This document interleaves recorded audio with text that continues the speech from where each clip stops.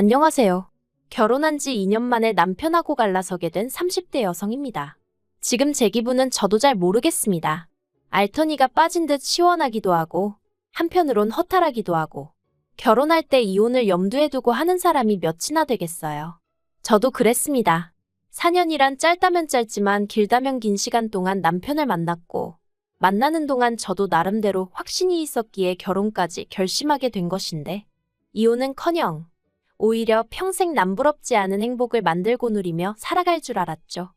남편하고는 친구의 소개로 만났습니다. 좀 더 정확히 말하자면 원래는 남편 친구랑 제 친구랑 연애 중이었는데 이 커플이 여럿이서 어울려 만나기를 좋아하는 성격이거든요. 그래서 그둘이 남편과 저도 한번 만나보라며 소개 자리를 만들어준 거예요. 저희가 만약에라도 사귀게 된다면 더블 데이트도 하고 그러면 같이 캠핑도 하고 여행도 다니고 재밌을 것 같았다면서요. 그리고 그 두 사람이 어느 정도는 보는 눈이 있었던 건지 정말로 남편이랑 저랑 잘 맞았어요. 첫 만남에서부터 어색하고 그런 것보다는 오히려 얘기거리가 끊이지 않아서 신기할 정도였다니까요. 그래서 이후로 저희는 누가 먼저랄 것 없이 연락을 주고받고 만남을 이어가다가 본격적으로 사귀기 시작했죠. 그런데 친구들도 몰랐던 사실이 있었던 게 그건 바로 남편의 집안 형편이라던가 가족관계라던가 그런 거야 사실 어지간한 친구 사이가 아니면 파악하기 쉬운 건 아니잖아요. 그렇다고 그런 걸 대놓고 묻는 것도 흔치 않은 일이고 그래서 친구들이 알면서도 저에게 말을 안 했다거나 속였다곤 생각하지 않아요. 저도 처음엔 결혼 생각을 하고 만났던 게 아니다 보니 그런 것까진 궁금하지도 않았고요. 그런데 사귄 지 3년이 넘어갔을 때부턴 남편이나 저나 적은 나이도 아니고 하다 보니 양가에서 사귀는 사람이 있으면 한번 데리고 와보라던가 결혼 생각은 있는 거냐던가 말이 나오기 시작했죠. 그러면서 이제 남편하고 이런저런 이야기를 하다가 시댁에 관해서도 여러 가지를 알게 됐네요. 일단 듣기에 시부모님은 그냥 평범하신 분들 같았어요. 아버님은 50대 중반이 되셨을 무렵 건강상의 문제로 다니던 회사를 나오셨고 이후로는 그냥 무리하지 않는 선에서 지인분 사무실에 나가고 계신다 했죠. 어머님은 평생 전업주부로 사셨고요. 남편은 그런 시부모님께 유난히 잘하려고 드는 아들도 아니었고 그렇다고 저희가 연애를 하는 동안 두 분한테 자주 연락이 온다던가 그런 것도 없었습니다. 그래서 솔직히 남편과 시부모님의 관계라던가 그런 부분에 있어서는 별 걱정은 하지 않았네요.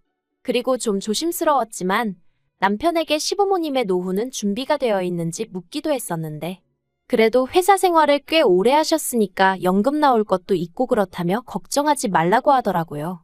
결혼할 때 집은 못 해주셔도 어느 정도 도와주실 거라 하셨다면서요. 그래서 내심 안도했었죠. 그런데 막상 상견례까지 마치고 본격적으로 결혼 준비를 시작하고 나니까 여러 가지가 남편의 말과는 달랐습니다. 특히나 어느 정도 도와주실 거라던 그 부분은 남편은 자기도 전혀 몰랐다 상상도 못했다 했는데 시부모님이 모아두신 돈이 하나도 없다고 하시는 거예요. 오히려 살고 계신 집을 담보로 받은 대출까지 있어서 그거나 다 갚고 죽을 수 있을지 모르겠다 하시면서 그 얘기가 나왔던 게 상견례 마치고 일주일도 안 되었을 때였거든요. 결혼 관련해서 이야기 좀 하자 하셔서 남편하고 시댁을 찾았던 자리였고요. 아무튼 남편이 진짜 엄청나게 화를 냈습니다. 이런 중요한 이야기를 왜 그동안 자식들하고 아니 하다못해 장남인 저하고 상의 한번 한 적이 없으시냐 하면서 상견례 때는 그럼 거짓말하신 거냐고? 차라리 못 보태주실 것 같으면 못 보태주신다고 솔직히 말씀이나 하시지. 그 자리에선 1억 그래 주네 어쩌네 하시지 않았냐? 정말 어쩌려고 그러신 거냐? 어찌나 남편이 전에 없는 모습으로 화를 내던지 오히려 제가 남편을 말려야 하나 싶을 정도였어요.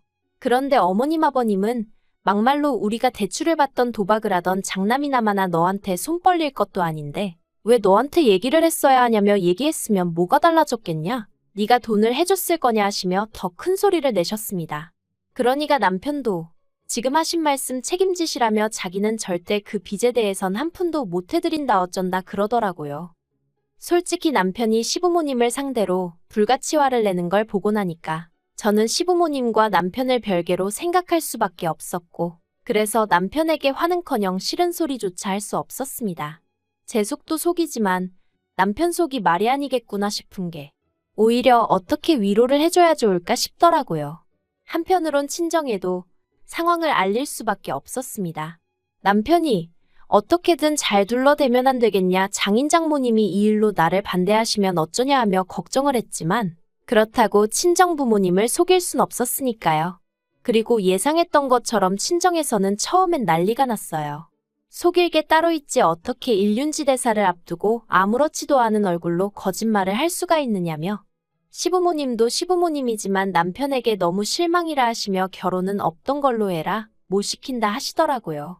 그런데 지금 생각해보면 제가 정말 제정신이 아니었다는 거 아는데 그땐 그런 친정 부모님이 너무 야속하게만 느껴지는 거예요. 남편도 아무것도 몰랐다는데 누구보다 당사자인 남편이 제일 속상할 텐데 그걸 왜 저희 친정 부모님은 믿어주시질 않으실까? 속상하고 원망스럽더러니까요. 하지만 결과적으로 친정 부모님께선 저희 두 사람의 결혼을 허락해 주셨습니다. 헤어지려고도 해봤지만 잘 되지 않았고 눈물은 어찌나 하염없이 나던지. 제가 연애를 많이 해본 것은 아니었지만 제가 그토록 힘들어하는 걸 친정 부모님이 처음 보셨거든요. 그러니 이러다 딸 잡겠다 싶어서 어쩔 수 없이 허락해 주시는 거라고 하셨어요. 그리고 저나 남편이나 정말 감사하다고 실망시키는 일 없이 잘 살겠다 했죠. 다만 저도 친정 부모님 가슴에 대못 박으며 시집 가는 것 같아 경제적 지원은 받지 않겠다고 했습니다. 저나 남자친구나 모아둔 돈이 아예 없는 것도 아니었으니 서로 돈을 합치고 거기에 대출받으면 전세 정도는 구할 수 있겠다 싶었거든요. 남편과 결혼 전 저는 3살 터울의 여동생과 함께 자취생활을 하고 있었어요. 원래 본가도 경기도라 저나 여동생이 출퇴근하는데 큰 무리는 없었는데 저와 달리 여동생은 독립에 대한 의지가 확고했거든요. 물론 친정 부모님은 허락해 주시지 않았지만요. 그러니까 여동생이 자기가 번 돈으로 나가겠다 하면 누가 무슨 수로 말리겠냐면서 정말 한 5년 동안 자린고비 저리 가라 싶을 만큼 짠순이 마냥 살더라고요. 그러더니 하루는 친정 부모님께 이제 정말 말리지 마시라며 내 능력으로 나가 살겠다고 거의 선언하듯 통보를 해왔죠. 그리고 친정 부모님은 그런 여동생이 내심 기특하면서도 한편으론 걱정이 이만저만이 아니셨답니다. 그래서 나름대로 해결책으로 제시하신 게 언니인 저와 같이 나가 살아라였죠. 당연히 여동생은 그럼 그게 무슨 독립이냐 하며 싫다 해댔지만 친정 부모님의 고집을 꺾지는 못하더라고요. 그래서 제가 여동생이랑 같이 살기 시작했어요. 다만 1억 4천에 달하는 전세자금 중 1억에 가까운 돈을 여동생이 부담했기에 제가 나머지를 보태고 생활비를 댔어요. 참고로 여동생은 저와 달리 결혼이며 임신이며 말만 들어도 진저리를 칩니다. 자기는 혼자 잘 먹고 잘 살다 갈 거라면서 말이죠. 그런데 문제는 이제 제가 결혼을 해야 하니까 보증금에 묶여있던 제 돈이 아쉬워지더라고요. 돌려달라고 하자니 동생이 집을 줄여 이사를 가야 할 상황이었는데 언니된 입장에선 동생이 지금보다도 열악한 환경에서 살게 하기도 그렇고 그래서 결국 제 돈은 친정 부모님이 먼저 저에게 주시고 나중에 동생이 이사를 하거나 그러면 그때 동생한테 받으시겠다대요. 감사했죠. 마음도 놓였고요. 그런데 왜인지 보나마나 남편이었겠지만 이 세세한 내막을 시댁 식구들도 다 알고 있더라고요. 한편 몇 달 전부터인가 어머님과 통화를 할 때면 어머님께선 하소연하듯 시동생들의 소식을 전하셨습니다. 시동생 둘 다 허파에 바람이 들었는지 서울 타령을 그렇게 해야 된다면서 말이죠. 그리고 그럴 때마다 저는 솔직히 찜찜한 마음을 감출 수가 없었어요. 이건 뭐 나더러 시동생들을 한번 불러주라는 말씀이신가 싶기도 했고 그런데 제가 시동생들하고 그렇게 가까운 편은 아니었거든요. 어떻게 말해야 하나 싶은데 솔직히 보고 있으면 한심합니다. 일단 남자 시동생은 사업을 한답시고 매일같이 이 사람 저 사람 만나서 술 마시고 다니는 게 일이었어요. 게다가 제가 말은 안 했지만 남편이 저 몰래 얼마씩 용돈까지 쥐어주는 상황이었으니 그리고 신우도 나이가 29으로 결코 어린 나이가 아닌데 어쩜 그렇게 철이 없는지 몰라요. 어떻게 해서든 제대로 된 직장 들어가서 자기 밥벌이 할 궁리는 안 하고 돈이 없네? 아르바이트 해야겠다. 돈 들어왔네? 써야겠다. 정말 이렇게 생각하고 사는 눈치였거든요. 그리고 여기도 저희 남편한테 걸핏하면 돈 뜯어가는 거 저 다 알고 있었어요. 하지만 나름대로 오빠 노릇한다고 그러는가 보다 싶어서 그냥 내버려둔 거죠. 아무튼 그런 시동생들이 급기야 하루는 저희 남편한테 그러더랍니다. 서울에서 제 여동생이 혼자 산다지 않았냐? 언니랑 살던 집이라며 그럼 방도 하나 더 있을 거 아니냐? 거기에 자기들이 가서 살게 해달라고요. 저는 처음에 남편이 그 이야기를 하는데 이게 무슨 미친 헛소린가 싶었어요. 내가 뭘 잘못 들었나 싶기도 하고 그걸 말이라고 전하고 있는 남편도 어이가 없었죠. 시동생들이야 워낙 철딱서니가 없고 그걸 전화 남편이 모르는 것도 아니니 남편 선에서 말 같지 않으면 잘라내고 말아야지. 그걸 뭐 한다고 나한테 전하냐고요. 그래서 제가 남편한테 말이 된다고 생각하냐고 짜증을 냈어요. 그랬더니 남편도 말 안 되는 건 아는데 그래도 시동생들이 말이라도 한번 해보라고 혹시 형수가 이해해줄지도 모르지 않냐면서 조르길래 그래서 해본 소리랍니다. 신경 쓰지 말라나요. 그런데 저희 시부모님, 특히나 어머님 반응이 어이가 없었어요. 저한테는 애들이 서울 가고 싶어서 환장을 해서 저런다며 미안하다 하시면서도 당신 팔자가 사나워서 그렇다며 언제까지 저 혹덩어리들을 달고 살아야 하는지 모르겠다.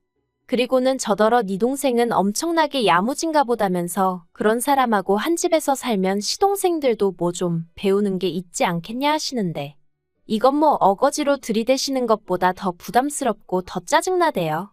물론 저는 확실하게 안 된다고 말씀은 드렸지만요.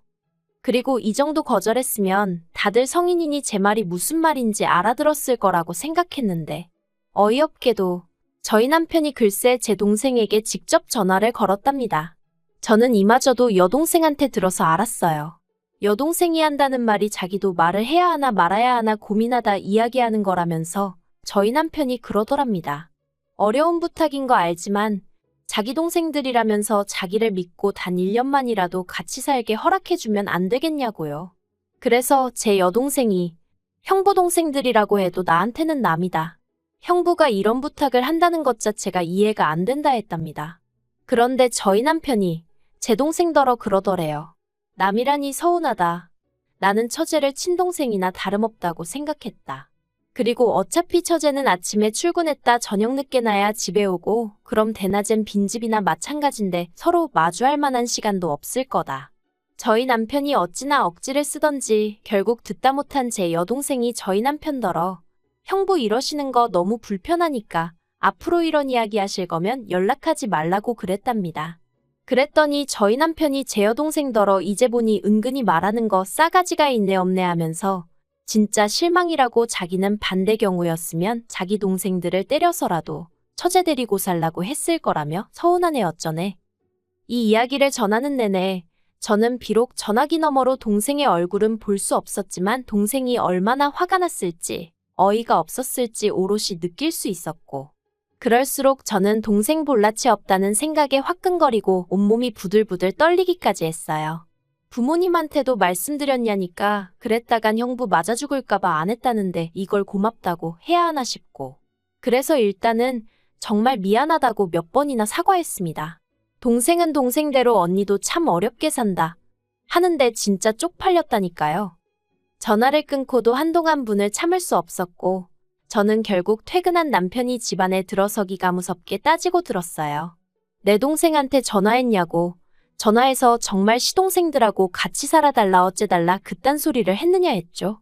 그랬더니 저희 남편이 처제는 그걸 촉새처럼 당신한테 일렀냐면서 한다는 소리가 당신이 처제를 걱정하듯이 나도 내 동생들이니까 안쓰러워서 부탁 좀 한 거라며 어차피 들어주지도 않는다는데 왜 이를 키우냐입니다. 그러면서 저나 제 동생이나 진짜 매정하다면서 어떻게 가족 간의 선을 딱딱 긋냐 불편해서 보고 살겠냐 하는데 정말 미안한 마음이라곤 눈꽃만큼도 없구나 싶은 게 그래서 남편한테 정말 실망이라 했습니다. 나는 시동생들만 멍청하고 생각이 짧은 줄 알았는데 피는 못 속인다더니 당신도 시동생들하고 별반 다르게 없다고. 핏줄이 무섭긴 하다면서 저도 막 내뱉어버렸죠. 막말로 남편 싸대기 안 날린 게 어딘가요? 남편은 제가 자기뿐만 아니라 자기 동생들까지 욕을 했다면서 그리고 핏줄을 운운하고 그런 건 시부모님을 욕한 거나 마찬가지라면서 저더러 무조건 사과하랍니다. 열받아도 사람이 할 말이 있고 하지 말아야 할 말이 있는데 제가 선을 넘었다면서 사과하래요. 그리고 이참에 처제한테도 입 조심하고 살라고 그러다 한번 된통 얻어 터진다고 말하라는데 꼭 제 귀에는 이게 남편이 언제 한번 제 동생을 때리기라도 하겠다며 선전포고를 하는 것처럼 들렸습니다. 이러니 상황이 점점 더 나빠졌지. 좋아질 수가 있었겠어요? 결국 제 입에서 먼저 이혼 소리가 나왔죠. 남편하고는 뭐 공동재산이랄 것도 없었고 그나마 있는 건 전세보증금이 다였는데 그것도 타이밍이 좋았다고 해야 하나 재계약을 한 해 만에 얘기가 나오던 딱 그때였거든요.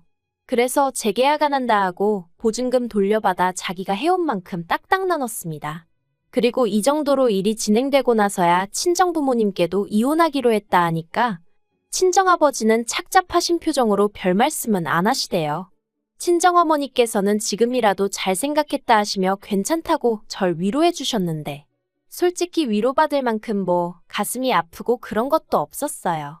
여동생은 혹시 자기 때문에 언니가 이혼한 거냐며 제 앞에서 엉엉 울었는데 절대 그런 거 아니니까 걱정하지 말라고 했죠.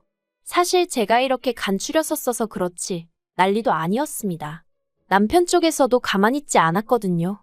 시부모님께서 당신들이 대신 사과할 테니 저더러 한 번만 그냥 넘어가자며 절 붙잡으셨는데 제가 안 잡히니까 이후론 시동생들을 보내셨는데 시동생들은 사과는커녕 자기들은 제가 친언니 친누나 같아서 그랬던 거라며 자기들도 서운하네 어쩌네.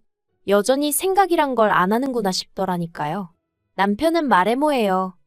했던 소리 또 하고 또 하고 미안하다고 하면서도 근데 어쩌고 저쩌고 내 입장이 어쩌고 저쩌고 어찌나 듣기도 싫던지.